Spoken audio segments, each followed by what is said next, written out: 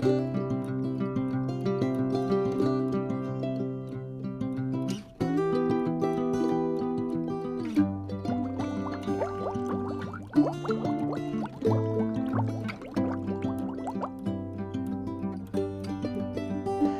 can make anything in the Bible make your point against it or for it. You can just cherry pick whatever Right. verse suits your agenda. You can do that. People do it all the time. Both sides. Let's pick the worst one and see if we can put some context to it. And so I'm going to read chapter 14, verse 34. Women should remain silent in the churches. They're not allowed to speak, but must be in submission as the law says. If they want to inquire about something, they should ask their own husbands at home, for it is disgraceful for a woman to speak in the church.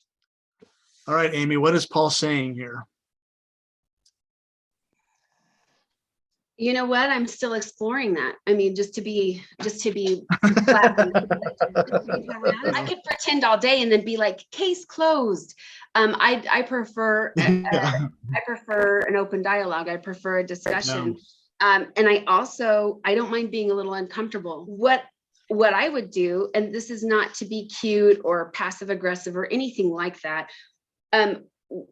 My first inclination with your posing that question with that scripture to me is to say, okay, well, that is like a holy smokes, Paul, what the world? Excuse me? Is he this chauvinistic beast, or is he the love of Jesus? You know, like what is this weird dichotomy?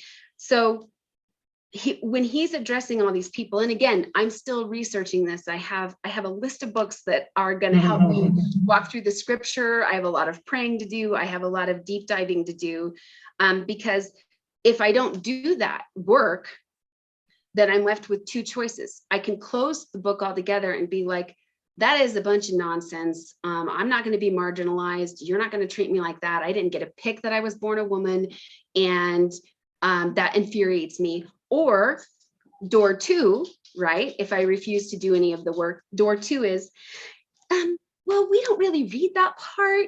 We're just going to go back to the love. We're going to go back to the description of love in chapter 13. And we just don't need to do anything that's going to upset anybody. And I say no to both of those doors. No, that's good. From what I can tell, just as a layman, which I very much am. There's nothing professional about me. I'm not a scholar. Lay woman. Okay, well, whatever. If I'm talking about me and it doesn't offend me, then I feel like I can say what I want about me. I don't know. I'm sure there's people who disagree with that. But anyway, as a non-biblical scholar, as someone who does not hold a diploma in this arena whatsoever, the best that I can tell at first glance is he's called out a whole lot of people here who were doing a whole lot of specific things that were very counter to the whole point of their gathering in the first place. You have the people bringing in all their fancy food, and you have the have-nots not being able to get to the fancy food because we're potlucking here.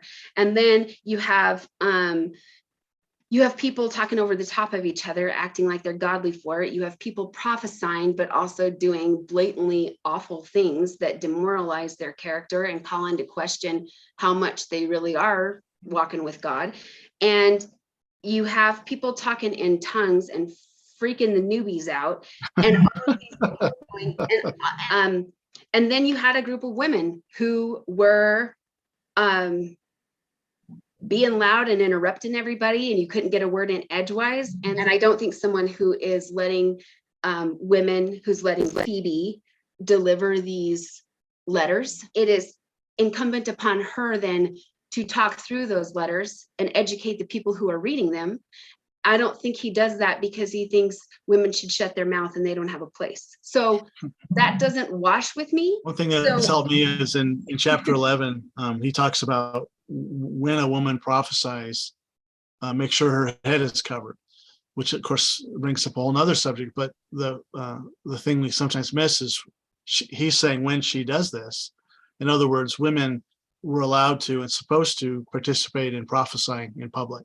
And if you earnestly look into God's word long enough, you're going to run into things that you don't quite understand, that are not they don't fit easily into your soul. They don't fit easily into your brain. You can't easily explain them away. And you can run from that, or you can do the work and want to know more. And God is not afraid of our questions. He's not angry with our confusion. He does not strike us for blasphemy when we're like, that sounds awful. I don't understand that. He's always saying, come in, come in, come in. And you can get more if you want to get more. That something is going on in a culture while a movement is happening doesn't mean that the movement can only exist in that culture. So to be more specific and more, I guess, brazen, I don't know that patriarchy was the design for all of God's teaching and wisdom. It is what was happening when all of this went down. There's a difference between something being built on something and something being backdrop during something happening. So all of that, which sounds like, I mean, I know I'm probably I just love it. I think it's awesome. That's right now. Am I a woman? Yes. Am I raising a daughter? Yes. Do I think that we have, do I think that God loves men more than women? No. Do I think that Paul hates women? No. But I also see women at Jesus's feet calling him teacher. Yeah. In a time where women weren't allowed to go to school.